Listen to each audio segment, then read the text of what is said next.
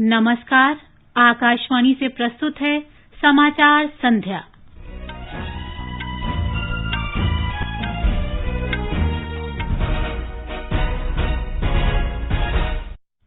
वित्त मंत्री निर्मला सीतारामन ने देश में उपभोक्ता मांग में वृद्धि के उद्देश्य से 73,000 करोड़ रुपए की बड़ी योजनाओं की घोषणा की। उन्होंने सरकारी कर्मियों के लिए एलटीसी कैश वाउचर योजना और फेस्टिवल एडवांस देने की भी घोषणा की। रक्षा मंत्री राजनाथ सिंह ने जम्मू कश्मीर और पूर्वोत्तर सहित 7 राज्यों और केंद्र शासित प्रदेशों में 44 पुल राष्ट्र को समर्पित किए। देश में कोविड-19 से स्वस्थ होने की दर 86.36% हुई। लीबिया में 14 सितंबर को अगवा किए गए 7 भारतीय नागरिक रिहा। अमरीकी अर्थशास्त्रियों पॉल आर मिलग्रोम और रॉबर्ट बी विल्सन को संयुक्त रूप से इस वर्ष के अर्थशास्त्र के नोबेल पुरस्कार के लिए चुना गया। और आईपीएल क्रिकेट में शारजाह में रॉयल चैलेंजर्स बेंगलोर का मुकाबला कोलकाता नाइट राइडर्स से जारी।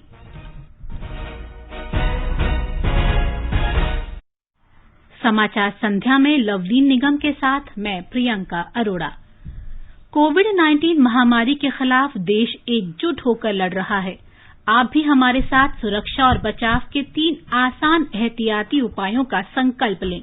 मास्क पहनें, 2 गज की दूरी है जरूरी, सुरक्षित दूरी बनाए रखें, हाथ और मुंह साफ रखें। अब समाचार विस्तार से। वित्त मंत्री निर्मला सीतारामन ने देश में उपभोक्ता मांग में वृद्धि के उद्देश्य से लगभग 73,000 करोड़ रुपए की बड़ी योजनाओं की घोषणा की है। आज नई दिल्ली में संवाददाताओं को संबोधित करते हुए उन्होंने देश में मांग को बढ़ाने के कुछ नए प्रस्तावों का ब्यौरा दिया। उन्होंने बताया कि नए प्रस्तावों के तहत मांग में वृद्धि के लिए एलटीसी कैश वाउचर और फेस्टिवल एडवांस दिया जाएगा। वित्त मंत्री ने बताया कि केंद्र और राज्य सरकारों द्वारा पूंजीगत व्यय के लिए अतिरिक्त 37,000 करोड़ रुपए दिए जाएंगे। उन्होंने बताया कि सरकारी कर्मचारियों को एलटीसी की 2018-21 ब्लॉक अवधि के लिए 10 दिन की छुट्टी के बदले नकद भुगतान किया जाएगा और पात्रता के अनुसार यात्रा किराया दिया जाएगा। श्रीमती सीतारामन ने बताया कि इस योजना के लाभार्थी को एलटीसी भुगतान की राशि और यात्रा किराए की 3 गुना राशि से वस्तुओं और सेवाओं की खरीद के बारे में जीएसटी इनवॉइस देना होगा। The amount which is given to them as per government rules, their rank, their position is now brought to 3 different slabs. And they are flat rate slabs, which is equivalent to the travel ticket, the round ticket that they would get, and that which will continue to be tax free will have to be spent on items which have 12% or more GST tax levied on them. वित्त मंत्री ने बताया कि इस नए प्रस्ताव पर केंद्र सरकार को लगभग 5,675 करोड़ रुपए खर्च करने होंगे। अगर राज्य सरकारें भी इन प्रस्तावों को इसी प्रकार लागू करती हैं तो 28,000 करोड़ रुपए की उपभोक्ता मांग का सृजन हो सकता है। वित्त मंत्री ने बताया कि इस योजना के तहत सरकारी कर्मचारी त्योहार से पहले 10,000 रुपए ले सकेंगे, जिस पर ब्याज नहीं लगेगा। We are giving 10,000 rupees for all central government employees, irrespective of their position, rank, gazetted, non-gazetted, it doesn't matter. And this shall be repaid in 10 installments. This will be given as a prepaid RuPay card. It's an interest-free advance. You will be able to use it for any festival up to 31st March 2021. Shrimati Sitharaman ने बताया कि यदि 50% राज्य इस योजना को लागू करते हैं तो मांग क्षेत्र में लगभग 8,000 करोड़ रुपए की वृद्धि की संभावना है। पूंजीगत व्यय के तहत उपयोग के लिए राज्यों को विशेष सहायता के बारे में वित्त मंत्री ने बताया कि विशेष ब्याज मुक्त ऋण का भुगतान 50 वर्ष में करना होगा। इसके लिए 12,000 करोड़ रुपए दिए जाएंगे। सहायता योजना के तहत पूर्वोत्तर राज्यों और उत्तरी राज्यों हिमाचल प्रदेश और उत्तराखंड को 2,500 करोड़ रुपए दिए जाएंगे। रक्षा मंत्री राजनाथ सिंह ने आज देश भर में सीमा सड़क संगठन द्वारा निर्मित 44 पुलों का वर्चुअली उद्घाटन किया। ये पुल लद्दाख, अरुणाचल प्रदेश, सिक्किम, हिमाचल प्रदेश, उत्तराखंड, पंजाब और जम्मू कश्मीर में हैं। 8 पुल लद्दाख में हैं, जो इस क्षेत्र के पूर्व में वास्तविक नियंत्रण रेखा और पश्चिम में नियंत्रण रेखा के निकट सामरिक रूप से महत्वपूर्ण 4 सड़कों पर बनाए गए हैं। इस अवसर पर श्री राजनाथ सिंह ने कहा कि अत्यधिक कम समय में निर्मित ये पुल न केवल सामरिक रूप से बल्कि लद्दाख क्षेत्र के सामाजिक आर्थिक विकास की दृष्टि से भी महत्वपूर्ण हैं। इनके निर्माण से हमारी पश्चिमी, उत्तरी और साथ ही साथ नॉर्थ ईस्ट के दूर दराज के इलाकों में मिलिट्री और सिविल ट्रांसपोर्ट में निश्चित रूप से बड़ी सुविधा मिलेगी। हमारी आर्म्ड फोर्सेस के जवान बड़ी संख्या में ऐसे इलाकों में तैनात होते हैं जहां पूरे साल ट्रांसपोर्ट की सुविधा उपलब्ध नहीं हो पाती। शिक्षा हो या स्वास्थ्य, व्यापार हो या खाद्य आपूर्ति, आर्म्ड फोर्सेस की सामरिक आवश्यकता हो या अन्य विकास के काम, इन्हें पूरा करने में ऐसे पुलों और सड़कों की समान और एक अहम भूमिका होती है। पाकिस्तान और चीन के साथ भारत की सीमाओं पर स्थिति का उल्लेख करते हुए उन्होंने कहा कि प्रधानमंत्री नरेंद्र मोदी के नेतृत्व में भारत ऐतिहासिक बदलाव कर रहा है। पहले पाकिस्तान और अब चीन के द्वारा भी मानो एक मिशन के तहत सीमा पर विवाद पैदा किया जा रहा है। इन दोनों देशों के साथ हमारी लगभग 7,000 किलोमीटर की सीमा मिलती है, जहां किसी न किसी चक्कर में आए दिन तनाव बना रहता है। इतनी समस्याओं के बावजूद हमारे माननीय प्रधानमंत्री श्री नरेंद्र मोदी जी के कुशल और दूरदर्शी नेतृत्व में यह देश न केवल इन संकटों का दृढ़ता के साथ सामना कर रहा है, बल्कि सभी क्षेत्रों में बड़े और ऐतिहासिक बदलाव भी ला रहा है। देश की सुरक्षा के लिए बुनियादी विकास का जिक्र करते हुए उन्होंने कहा कि इससे सैन्य बलों को काफी सहायता मिलेगी। श्री सिंह ने सीमा सड़क संगठन की सराहना करते हुए कहा कि ये परियोजनाएं बहुत कम समय में पूरी की गई हैं और आधुनिक टेक्नोलॉजी का उपयोग किया गया है। केंद्र शासित प्रदेश जम्मू कश्मीर में पुंछ जिले के खारी करमारा सेक्टर में नियंत्रण रेखा पर पाकिस्तानी सेना ने आज दिन में हल्के हथियारों से अकारण गोलीबारी की और मोर्टार से गोले दागे। रक्षा विभाग के जनसंपर्क अधिकारी कर्नल दविंदर आनंद ने बताया कि नियंत्रण रेखा पर करीब दिन में 2:45 बजे पाकिस्तान की ओर से लगातार गोलीबारी की गई। सीमा पर मुस्तैद भारतीय जवानों ने जवाबी कार्रवाई करते हुए गोलीबारी का करारा जवाब दिया। भारतीय जनता पार्टी ने नेशनल कॉन्फ्रेंस के नेता फारूक अब्दुल्ला द्वारा एक साक्षात्कार के दौरान अनुच्छेद 370 के संबंध में दिए गए बयान की निंदा की है। नई दिल्ली में भाजपा प्रवक्ता संबित पात्रा ने इस बयान को राष्ट्रद्रोह की संज्ञा देते हुए कहा कि संसद सदस्य द्वारा ऐसा बयान दिया जाना चिंताजनक है। एक पूर्व मुख्यमंत्री और वर्तमान सांसद जब एक इंटरव्यू में ये कहते हैं कि जो आर्टिकल 370 है, जिसको कि संवैधानिक तरीके से भारत के संसदीय पटल पर एब्रोगेट किया गया था, चीन की सहायता से पुनः आर्टिकल 370 को वापस लाया जाएगा, तो स्वाभाविक है, न केवल ये चिंतनीय है अपितु ये दुखद है। प्रधानमंत्री नरेंद्र मोदी ने वर्चुअल समारोह में राजमाता विजया राजे सिंधिया की जयंती पर उनके सम्मान में 100 रुपए का स्मारक सिक्का जारी किया। भारतीय जनता पार्टी के संस्थापक सदस्यों में से एक विजया राजे सिंधिया ग्वालियर की राजमाता के नाम से विख्यात थी। दिवंगत नेता को श्रद्धांजलि अर्पित करते हुए श्री मोदी ने कहा कि राजमाता सिंधिया का जीवन और उनके कार्य निर्धनों से जुड़े हुए थे। प्रधानमंत्री ने कहा कि राजमाता उन व्यक्तित्वों में से थी जिन्होंने पिछली सदी में भारत को दिशा दी और भारतीय राजनीति के हर महत्वपूर्ण दौर को देखा। श्री मोदी ने कहा कि राजमाता सिंधिया ने अपना जीवन राष्ट्र के निर्माण में समर्पित किया और भावी पीढ़ी की समृद्धि के लिए अपनी खुशियों को त्याग दिया। राष्ट्र के भविष्य के लिए राजमाता ने अपना वर्तमान समर्पित कर दिया था। देश की भावी पीढ़ी के लिए उन्होंने अपना हर सुख त्याग दिया था। राजमाता ने पद और प्रतिष्ठा के लिए न जीवन जिया, न कभी वो राजनीति का रास्ता चुना। एक बार खुद अटल बिहारी वाजपेयी जी और लाल कृष्ण आडवाणी जी ने उनसे बहुत आग्रह किया था कि वो जनसंघ की अध्यक्ष बन जाए, लेकिन उन्होंने एक कार्यकर्ता के रूप में ही जनसंघ की सेवा करना स्वीकार किया। प्रधानमंत्री ने कहा कि उनका जीवन राष्ट्र के प्रति प्रेम और लोकतंत्र के लिए आदर्श है। देश में प्रगतिशील सुधारों और विकास के बारे में बताते हुए श्री मोदी ने कहा कि राजमाता सिंधिया इन सकारात्मक परिवर्तनों को देखकर खुश हुई होंगी। राजमाता जी के आशीर्वाद से देश आज विकास के पथ पर आगे बढ़ रहा है। गांव, गरीब, दलित, पीड़ित, शोषित, वंचित महिलाएं आज देश की पहली प्राथमिकता में है। देश की एकता, अखंडता के लिए कश्मीर भारत की एकता का सपना इसके लिए उन्होंने जो संघर्ष किया, जो प्रयास किया, उसका परिणाम आज हम देख रहे हैं। आर्टिकल 370 खत्म करके देश ने उनका बहुत बड़ा सपना पूरा किया है। और ये भी कितना अद्भुत संयोग है कि राम जन्मभूमि मंदिर निर्माण के लिए उन्होंने जो संघर्ष किया था, उनकी जन्म शताब्दी के साल में ही उनका ये सपना भी पूरा हुआ है। कार्यक्रम में केंद्रीय संस्कृति मंत्री प्रहलाद सिंह पटेल और राजमाता सिंधिया के परिवार के करीबी रिश्तेदार शामिल हुए। ये समाचार आकाशवाणी से प्रसारित किए जा रहे हैं। ताजा समाचार जानने के लिए आप हमारे Twitter handle @AIR News Hindi को फॉलो कर सकते हैं।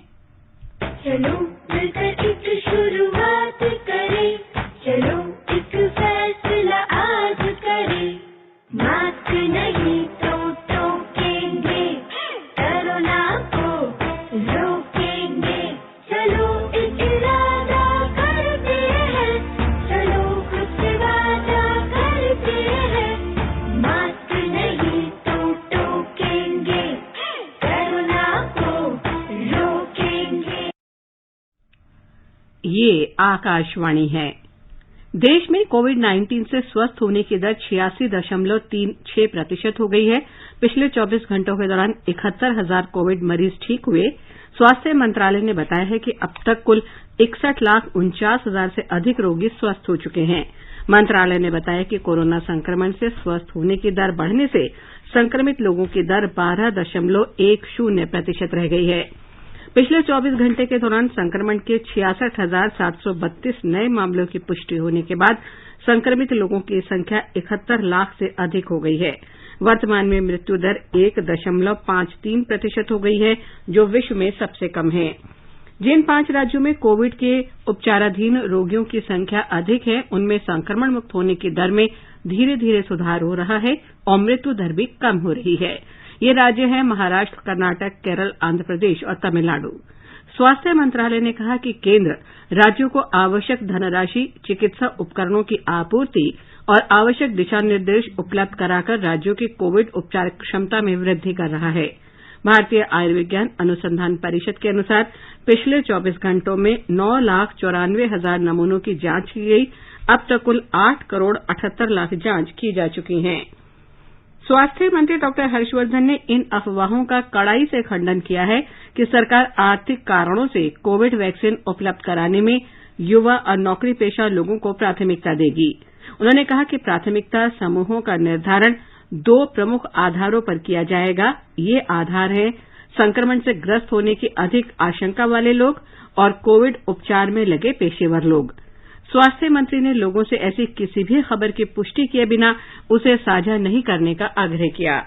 नई दिल्ली के अखिल भारतीय आयुर्विज्ञान संस्थान में चिकित्सा विभाग में एसोसिएट प्रोफेसर डॉक्टर नीरज निश्चल ने आकाशवाणी समाचार से बात करते हुए लोगों से अपील की है कि वे त्योहार के इस मौसम में खुशियां साझा करें, न कि कोरोना वायरस। डॉक्टर निश्चल ने कहा कि कोरोना वायरस को दूर रखने के लिए लोगों को 3 चरणों का पालन करना होगा। कोविड-19 के इस महामारी के दौर में त्योहारों के इस सीजन को कैसे सेलिब्रेट करें, ये हमारे मन में एक सवाल है। क्या हम अपने आप को सुरक्षित रखते हुए इस त्योहार के सीजन को सेलिब्रेट कर सकते हैं? हम बिल्कुल कर सकते हैं। इसके लिए हमें कोविड अप्रोप्रिएट बिहेवियर जैसे कि मास्क पहनना, कफ एटिक्वेट्स पे ध्यान रखना, सोशल डिस्टेंसिंग का पालन करना, अगर बीमार है तो घर पे रहना, इन सब नियमों का पालन करके हम खुद सुरक्षित रह सकते हैं, आसपास को सुरक्षित रह सकते हैं और इन त्योहारों का पूरा आनंद ले सकते हैं। आकाशवाणी का समाचार सेवा प्रभाग आज अपने फोन इन कार्यक्रम में कोविड-19 पर विशेष परिचर्चा प्रसारित करेगा। ये कार्यक्रम आज रात 9:30 बजे से FM गोल्ड और अतिरिक्त मीटरों पर सुना जा सकता है। नई दिल्ली स्थित सफदरजंग अस्पताल में मेडिसिन की associate professor doctor Rupali Malik चर्चा में भाग लेंगी। श्रोता हमारे टोल फ्री नंबर 1800-11-5767 और लैंडलाइन नंबर 011-2331-4444 पर फोन करके विशेषज्ञ से सीधे सवाल पूछ सकते हैं। Twitter handle @AIR News Alerts पर #AskAIR के जरिए भी सवाल पूछे जा सकते हैं। और आगे बढ़ने से पहले मुख्य समाचारों पर एक नजर। वित्त मंत्री निर्मला सीतारामन ने देश में उपभोक्ता मांग में वृद्धि के उद्देश्य से 73,000 करोड़ रुपए की बड़ी योजनाओं की घोषणा की। उन्होंने सरकारी कर्मियों के लिए एलटीसी कैश वाउचर योजना और फेस्टिवल एडवांस देने की भी घोषणा की। रक्षा मंत्री राजनाथ सिंह ने जम्मू कश्मीर और पूर्वोत्तर सहित 7 राज्यों और केंद्र शासित प्रदेशों में 44 पुल राष्ट्र को समर्पित किए। देश में कोविड-19 से स्वस्थ होने की दर 86.36% हुई। लीबिया में 14 सितंबर को अगवा किए गए 7 भारतीय नागरिक रिहा। अमरीकी अर्थशास्त्रियों पॉल मिलग्रोम और रॉबर्ट विल्सन को संयुक्त रूप से इस वर्ष के अर्थशास्त्र के नोबेल पुरस्कार के लिए चुना गया। और आईपीएल क्रिकेट में शारजाह में रॉयल चैलेंजर्स बेंगलुरु का मुकाबला कोलकाता नाइट राइडर्स से जारी। बिहार विधानसभा चुनाव के पहले चरण के मतदान के लिए 71 निर्वाचन क्षेत्रों में आज नाम वापसी के आखिरी दिन कुल 1065 उम्मीदवार चुनाव मैदान में रह गए हैं। इस चरण में कुल 1091 उम्मीदवारों के पर्चे वैध पाए गए थे, जिनमें से 26 प्रत्याशियों ने अपने नाम वापस ले लिए। पालीगंज और गोविंदपुर विधानसभा क्षेत्रों में सबसे अधिक उम्मीदवारों ने नाम वापस लिए, जहां 3-3 उम्मीदवार मैदान से हटे। इस चरण में 16 जिलों की 71 सीटों के लिए 28 अक्टूबर को वोट डाले जाएंगे। ब्यौरा हमारे संवाददाता से। 27 प्रत्याशियों के साथ गया टाउन विधानसभा क्षेत्र में सबसे अधिक उम्मीदवार चुनावी अखाड़े में हैं। वहीं बांका जिले के कटोरिया निर्वाचन क्षेत्र में सबसे कम प्रत्याशी हैं। अनुसूचित जनजाति के लिए आरक्षित इस सीट पर चुनावी दंगल में केवल 5 उम्मीदवार हैं। पूर्व मुख्यमंत्री जीतन राम मांझी, विधानसभा के पूर्व अध्यक्ष उदय नारायण चौधरी और अंतर्राष्ट्रीय निशानेबाज श्रेयसी सिंह पहले चरण की प्रमुख प्रत्याशी हैं। राज्य के 7 कैबिनेट मंत्री प्रेम कुमार, राम नारायण मंडल, कृष्णनंदन वर्मा, जय कुमार सिंह, संतोष निराला, विजय कुमार सिन्हा और ब्रिज किशोर बिंद के राजनीतिक भाग्य का फैसला भी इसी चरण में होगा। धर्मेंद्र कुमार राय, आकाशवाणी समाचार, पटना। बिहार विधानसभा चुनाव के पहले चरण के लिए 52,000 से अधिक दिव्यांगजनों और 80 वर्ष से अधिक उम्र के वरिष्ठ नागरिकों ने मतदान के लिए डाक मतपत्र की सुविधा का उपयोग करने का फैसला किया। इन मतदाताओं को रिटर्निंग अधिकारियों द्वारा पूर्व सूचित तारीखों पर डाक मतपत्र उपलब्ध कराए जाएंगे और मतदान प्रक्रिया में गोपनीयता, सुरक्षा और पारदर्शिता सुनिश्चित की जाएगी। ये पहली बार है जब बिहार विधानसभा चुनाव में डाक मतपत्र की सुविधा इन दोनों श्रेणियों में दी जा रही है। बिहार में 71 निर्वाचन क्षेत्रों के बूथ स्तर के अधिकारियों ने इन दोनों श्रेणियों के 4 लाख से अधिक मतदाताओं से संपर्क किया है। शेष मतदाता मतदान के लिए बूथ पर जाकर अपने मताधिकार का इस्तेमाल करेंगे। कोविड-19 महामारी के दौर में मतदान को सभी के लिए सुलभ और सुरक्षित बनाने के लिए चुनाव अधिकारी बिहार में डाक मतपत्र के इस्तेमाल के लिए पात्र मतदाताओं तक पहुंच बना रहे हैं। गुजरात में 8 विधानसभा सीटों के उपचुनाव के लिए राजनीतिक गतिविधियां तेज हो गई हैं। मतदान 3 नवंबर को होगा, जबकि मतगणना 10 नवंबर को की जाएगी। ब्यौरा हमारे संवाददाता से। गुजरात में मुख्य राजनीतिक दलों द्वारा अपने उम्मीदवार घोषित किए जाने से राजनीतिक चहल पहल तेज हो रही है। सत्तारूढ़ भाजपा ने कुल 8 सीटों में से 7 सीटों के लिए अपने प्रत्याशी घोषित कर दिए हैं, जबकि विपक्ष कांग्रेस द्वारा आज 5 सीटों के लिए अपने प्रत्याशी घोषित किए गए।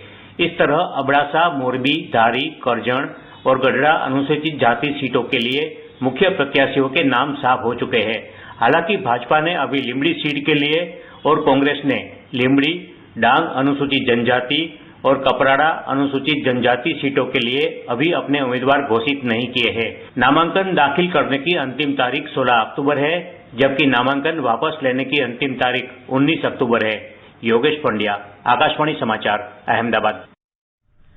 केंद्र सरकार ने कहा है कि गरीब कल्याण रोजगार अभियान के तहत अब तक रोजगार के लगभग 32 करोड़ कार्य दिवस उपलब्ध कराए गए हैं और इस पर करीब 31,577 करोड़ रुपए खर्च आया है। ग्रामीण विकास मंत्रालय ने कहा है कि 1,32,000 से अधिक जल संरक्षण ढांचे, 4,12,000 ग्रामीण आवास, पशुओं के लिए 35,529 शेड, 25,689 खेत तालाब और करीब 16,000 सामुदायिक स्वच्छता परिसर बनाए गए। मंत्रालय ने कहा कि जिला मिनरल फंड के माध्यम से 7,340 कार्यों के लिए कोष लिया गया और 2,123 ग्राम पंचायतों को अभियान के दौरान इंटरनेट कनेक्टिविटी प्रदान की गई। इसके अलावा ठोस और तरल कचरा प्रबंधन से संबंधित कुल 2,595 कार्य दिवस अवसर दिए गए। मिशन अभियान के दौरान कृषि विज्ञान केंद्र के माध्यम से 62,824 युवाओं को कौशल प्रशिक्षण प्रदान किया गया। कोविड-19 के मद्देनजर ग्रामीण क्षेत्रों में प्रभावित नागरिकों के लिए रोजगार और आजीविका के अवसरों को बढ़ावा देने के लिए गरीब कल्याण रोजगार अभियान शुरू किया गया था। ये समाचार हमारी वेबसाइट newsonair.com/hindi और हमारे mobile app news on AIR पर भी उपलब्ध हैं। ये समाचार आकाशवाणी से प्रसारित किए जा रहे हैं। अमेरिका के 2 अर्थशास्त्रियों पॉल मिलग्रोम और रॉबर्ट विल्सन को संयुक्त रूप से इस वर्ष के अर्थशास्त्र के नोबेल पुरस्कार के लिए चुना गया है। दोनों अर्थशास्त्री कैलिफोर्निया के स्टैनफोर्ड विश्वविद्यालय से जुड़े हैं। पुरस्कार संबंधी घोषणा आज स्टॉकहोम में की गई। पॉल मिलग्रोम और रॉबर्ट विल्सन को नीलामी के सिद्धांत में सुधार और नए नीलामी प्रारूपों के आविष्कारों के लिए अर्थशास्त्र में नोबेल पुरस्कार के लिए चुना गया है। Royal Swedish academy of sciences ने कहा है कि नए नीलामी प्रारूप इस बात का उदाहरण है कि बुनियादी अनुसंधान कैसे बाद में समाज को लाभ पहुंचाने की महत्वपूर्ण भूमिका निभा सकते हैं। अल्फ्रेड नोबेल की स्मृति में अर्थशास्त्र के लिए मूल रूप से स्वेरिजेस रिक्सबैंक पुरस्कार दिया जाता है। ये पुरस्कार 1969 में शुरू किया गया था और अब इसे नोबेल पुरस्कारों के रूप में व्यापक पहचान मिली है। लीबिया में अगवा किए गए 7 भारतीय नागरिकों को रिहा कर दिया गया है। इनका 14 सितंबर को अपहरण कर लिया गया था। विदेश मंत्रालय ने एक बयान में कहा है कि अपहरणकर्ताओं द्वारा 7 भारतीय नागरिकों को कंपनी अल शूला अल मुदिया को सौंपा गया। ट्यूनीशिया में भारतीय राजदूत पुनीत रॉय कुंडल ने रिहा किए गए लोगों से फोन पर बात की। कल रिहा किए गए सभी कर्मचारी स्वस्थ हैं और वे इस समय ब्रेगा में कंपनी के परिसर में रह रहे हैं। मंत्रालय ने कहा कि उन्हें भारत भेजने के लिए आवश्यक औपचारिकताओं को पूरा करने के प्रयास किए जा रहे हैं। विदेश मंत्रालय ने भारतीय नागरिकों को बिना किसी नुकसान रिहाई में मदद के लिए लीबिया के अधिकारियों और इस क्षेत्र के आदिवासी नेताओं को धन्यवाद दिया। मंत्रालय ने बताया कि ट्यूनीशिया में भारतीय राजदूत और स्थानीय कौंसलर कर्मचारी उनके और कंपनी के लगातार संपर्क में हैं। मंत्रालय ने फिर कहा कि सुरक्षा कारणों से मई 2016 के बाद से लीबिया के लिए भारतीय नागरिकों की यात्रा पर प्रतिबंध है। बांग्लादेश में मंत्रिमंडल ने एक कानूनी मसौदे को मंजूरी दी है जिसमें दुष्कर्म के लिए अधिकतम मौत की सजा का प्रावधान किया गया है। आज ढाका में प्रधानमंत्री शेख हसीना की अध्यक्षता में मंत्रिमंडल की बैठक में महिलाओं और बच्चों के शोषण की रोकथाम अधिनियम 2000 में संशोधन की घोषणा की गई। बांग्लादेश के कानून, न्याय और संसदीय मामलों के मंत्री अनिसुल हक ने संवाददाताओं को बताया कि संसद सत्र आयोजित न होने की वजह से राष्ट्रपति की मंजूरी मिलने के बाद अध्यादेश जारी किया जाएगा। बांग्लादेश में वर्तमान में दुष्कर्म के लिए अधिकतम सजा उम्र कैद है। बांग्लादेश में 4 अक्टूबर को नोआखाली में एक महिला के साथ सामूहिक दुष्कर्म के कारण पिछले कई दिनों से व्यापक विरोध प्रदर्शन किए जा रहे हैं। भारत और एशियाई विकास बैंक एडीबी ने राजस्थान के 14 छोटे शहरों में समावेशी और सतत जल आपूर्ति तथा स्वच्छता के बुनियादी ढांचे और सेवाओं के लिए 30 करोड़ अमेरिकी डॉलर के ऋण समझौते पर आज हस्ताक्षर किए। वित्त मंत्रालय में अतिरिक्त सचिव समीर कुमार खरे ने राजस्थान नगर विकास क्षेत्र परियोजना के लिए और एडीबी के भारत में स्थायी मिशन के कंट्री डायरेक्टर ताकियो कुनिशी ने इस पर हस्ताक्षर किए। इस अवसर पर श्री खरे ने कहा कि परियोजना का उद्देश्य छोटे शहरों में बेहतर गुणवत्ता और अधिक स्थायी जल आपूर्ति तथा स्वच्छता WSS सेवाएं प्रदान करना है और इससे इन कस्बों में जीवन शैली की गुणवत्ता में सुधार होगा। श्री खरे ने कहा कि 10 वर्षीय संचालन और रखरखाव अनुबंधों से शहरी क्षेत्र की विकास योजनाओं में सुधार और सभी के लिए स्थायी सेवाएं सुनिश्चित हो सकेंगी। उच्चतम न्यायालय ने हाल में बनाए गए कृषि संबंधी 3 कानूनों को चुनौती देने वाली याचिकाओं पर केंद्र से जवाब मांगा है। मुख्य न्यायाधीश न्यायमूर्ति एस.ए. बोबडे की अध्यक्षता वाली पीठ ने इस मामले में केंद्र सरकार से 4 सप्ताह के भीतर जवाब देने को कहा है। इन 3 अधिनियमों को पिछले महीने की 27 तारीख को राष्ट्रपति रामनाथ कोविंद ने अपनी स्वीकृति प्रदान कर दी थी। राष्ट्रीय जनता दल के राज्यसभा सांसद मनोज झा, कांग्रेस के केरल से लोकसभा सांसद टीएन प्रतापन और द्रविड़ मुनेत्र कड़गम के तमिलनाडु से राज्यसभा सांसद तिरुचि सिवा तथा राकेश वैष्णव की ओर से दायर याचिकाओं की सुनवाई वाली इस पीठ ने न्यायमूर्ति A.S. बोपन्ना और न्यायमूर्ति V. राम सुब्रमण्यम भी शामिल हैं। याचिकाओं में आरोप लगाया गया है कि संसद द्वारा पारित इन 3 कृषि कानूनों के अमल में आने से कृषि उत्पादों की उचित कीमतों को सुनिश्चित करने के लिए बनी कृषि उत्पादन वितरण समिति व्यवस्था समाप्त हो जाएगी। उत्तर प्रदेश में शिक्षकों की भर्ती के लिए एक बड़ी घोषणा की गई है। सहायक शिक्षकों के खाली पड़े पदों पर 31,000 से अधिक उम्मीदवारों की नियुक्ति की जाएगी। एक रिपोर्ट। नियुक्तियों के पहले चरण में 31,277 पदों पर इस हफ्ते भर्तियां पूरी की जाएंगी, जिसमें सभी पुराने आरक्षण और आवंटित जनपद को यथावत रखा जाएगा। सभी चुने हुए अभ्यर्थियों की सूची बेसिक शिक्षा परिषद प्रयागराज की वेबसाइट upbasicedu.board.gov.in पर अपलोड कर दी गई है। जनपदों में काउंसलिंग 14 और 15 अक्टूबर को होगी और सफल अभ्यर्थियों को 16 अक्टूबर को नियुक्ति पत्र जारी कर दिए जाएंगे। सरकार ने कहा है कि उसने इस संबंध में निर्वाचन आयोग से भी अनुमति ले ली है, क्योंकि उपचुनावों के चलते कई जिलों में आदर्श आचार संहिता लागू है। 69,000 पदों के लिए परीक्षा कराई गई थी, लेकिन उच्चतम न्यायालय के आदेश के क्रम में 31,277 पदों पर ही फिलहाल नियुक्तियां की जा रही हैं। सुशील चंद्र तिवारी, आकाशवाणी समाचार, लखनऊ। राष्ट्रीय कामधेनु आयोग ने दीपावली त्योहार के अवसर पर इस साल कामधेनु दीपावली मनाने के लिए राष्ट्रव्यापी अभियान शुरू किया है। इस अभियान के माध्यम से कामधेनु आयोग दीपावली के दौरान गाय के गोबर और इससे बने उत्पादों के बड़े पैमाने पर इस्तेमाल को बढ़ावा दे रहा है। इस साल दीपावली से पहले ही गाय के गोबर से बने दिए, धूप बत्तियां, स्वास्तिक, पेपरवेट, हवन सामग्री और लक्ष्मी गणेश की मूर्तियां बनना शुरू हो गई हैं। मत्स्य, पशुपालन और डेयरी विकास मंत्रालय ने एक बयान में कहा है कि कामधेनु आयोग ने दीपावली के दौरान 11 करोड़ घरों में गाय के गोबर से बने 33 करोड़ दिए पहुंचाने का लक्ष्य रखा है।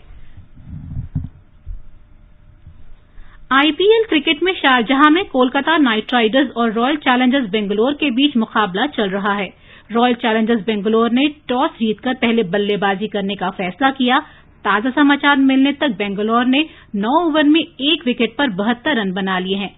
अंक तालिका में कोलकाता 8 अंकों के साथ तीसरे, जबकि बेंगलोर 8 अंकों के साथ ही चौथे स्थान पर है। कोलकाता ने अब तक 2 बार खिताब जीता है, जबकि बेंगलोर को अब भी खिताब का इंतजार है। और अब एक नजर कल के मौसम के पूर्वानुमान पर।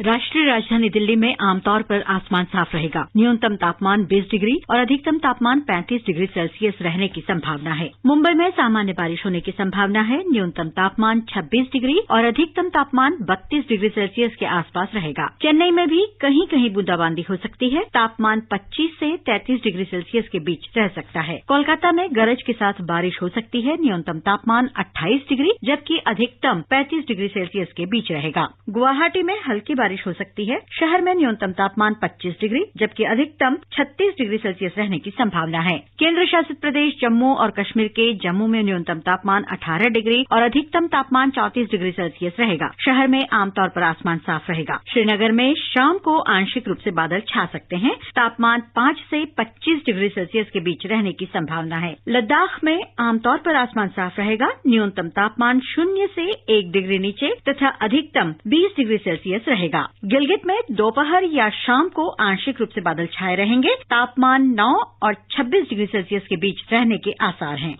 मुजफ्फराबाद में भी दोपहर या शाम को आंशिक रूप से बादल छा सकते हैं। न्यूनतम तापमान 13 डिग्री और अधिकतम तापमान 32 डिग्री सेल्सियस के आसपास रहेगा। समाचार कक्ष से मैं मनीषा खन्ना। अंत में मुख्य समाचार एक बार फिर।